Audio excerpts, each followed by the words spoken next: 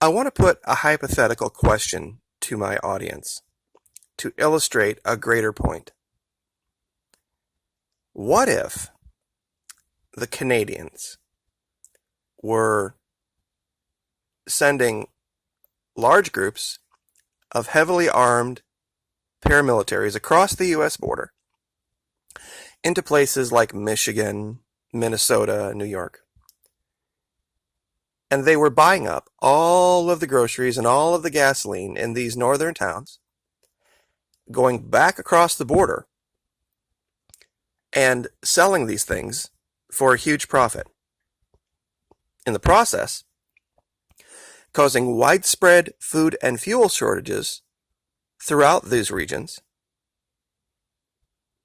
And the Chinese were sending the Canadians anywhere from $5 billion to $10 billion a year in support. And then if the U.S. spoke up and said anything about it, or tried to do anything about it, the world just accused the United States of, well, all of your agriculture subsidies are the problem.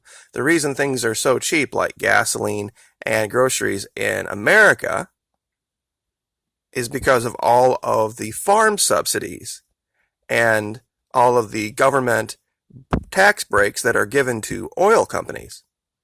You see, America, if you didn't do that, there would be no profit motive for the Canadians to do this with the support of the Chinese. How do you think that would play in America? Wouldn't play very well, would it?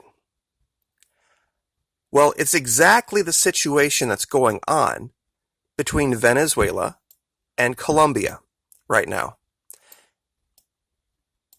I changed all the numbers to have it be proportional for the U.S. and Canada versus Colombia and Venezuela. Because Colombia gets $500 million to $1 billion a year in aid from the United States.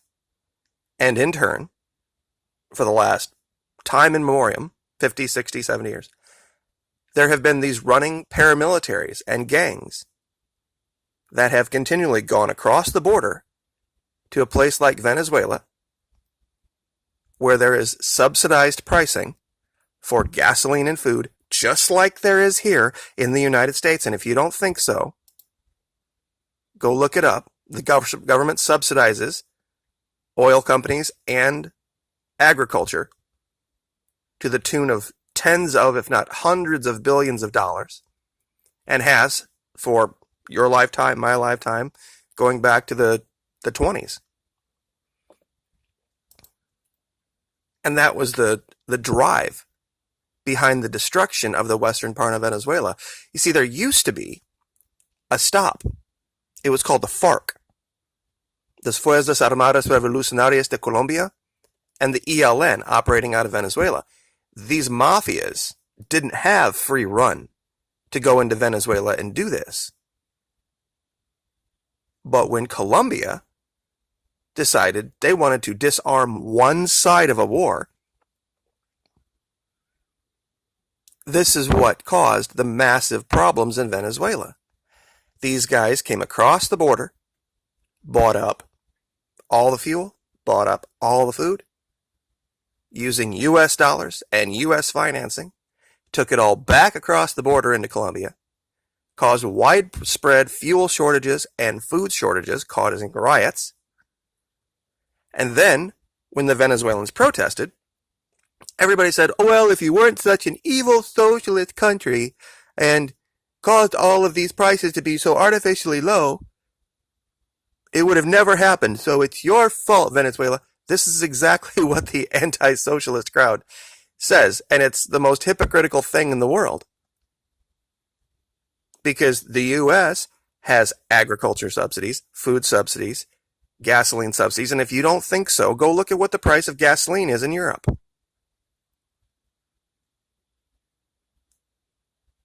Now, like I said, multiply everything by 10, and imagine if that were the situation up here.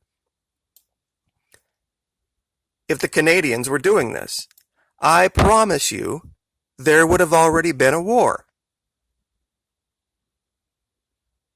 if the Chinese had been sending, meaning the Chinese are going to be the analog for the United States in this case, we're sending the Canadians, who are the analog for the Colombians, anywhere from $5 billion to $10 billion a year. And there was this giant paramilitary war going on in Canada. And there were large groups coming across the border into the United States, buying up all the groceries, buying up all the gasoline in Michigan, in New York, Maine, Minnesota, Washington State, causing widespread shortages of food and fuel. And then the U.S. protested and said, hey, we're not going to tolerate this. We're going to close our border. And then the entire world decided to blame the United States for the problem and say it was our corn subsidies and our fuel subsidies that were the real problem, not the paramilitaries that were invading. This is the story in the mainstream media, just put on a much larger scale with two different countries. See, we have much the same policies here in this country as they have in Venezuela regarding food. If you think you go to the grocery store and those prices are just what they would be under 100% capitalist circumstances, you're out of your mind. Most of those farms would have gone under a long time ago without the help of the federal government and tax dollars. Same thing with gasoline. Huge, huge subsidies. And you mark my words, you're never going to see gasoline go down again. Ever. After they have decided now that U.S. oil companies can sell for profit overseas, forget it. It isn't going to matter one whit about Alaskan discoveries or fracking discoveries or Permian Basin. None of that. It's just going to be wonderful, fantastic. The people of India are going to be so happy to see that oil because that's what's going to happen. They're going to pump it out of the ground. They're not really going to have any drive or incentive to drive the price of gasoline down in the United States. Why? Because they have international customers now. Africa, Asia, India, you name it. Giant, burgeoning middle classes, China, that will have no problem paying whatever they want to charge. Meanwhile, gasoline in the United States is going to go up and up and up and up and up and up and up. And the one ally that we had in this hemisphere that could have offset that, we've just made an enemy of.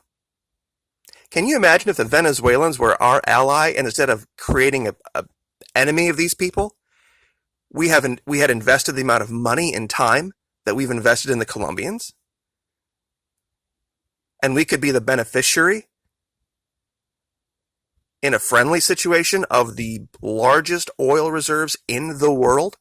And we decided to take our oil companies and say, guess what? You're here operating at the behest and the privilege of the American people and our government, and your job will be to make our life better first.